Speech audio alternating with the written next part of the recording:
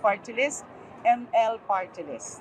Those who took a chance on me, those who took a chance sa amin.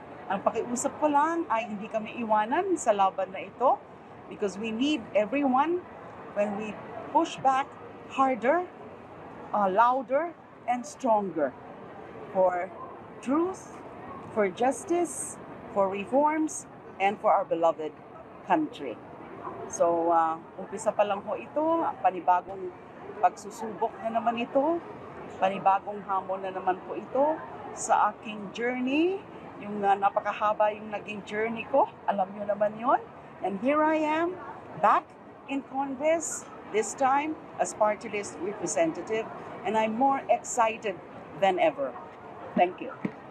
Senator, sabi po ni VP Sara, gusto niya ng blood bath sa impeachment trial. Ibibigay niyo po ba yun sa kanya? Naku, hindi dapat to ganun ang iniisip, ano? But siguro, ganun ang ginagawa ni VP Sara para lalo siyang, alam ko na, she's trying to court sympathy.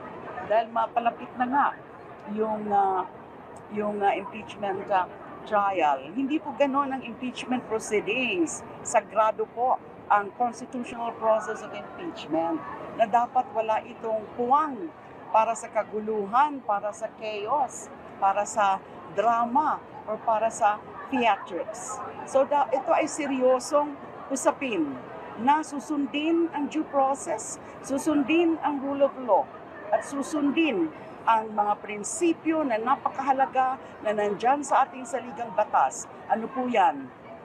Yung katotohanan, yung katarungan, at lalong-lalo na yung pananagutan or accountability.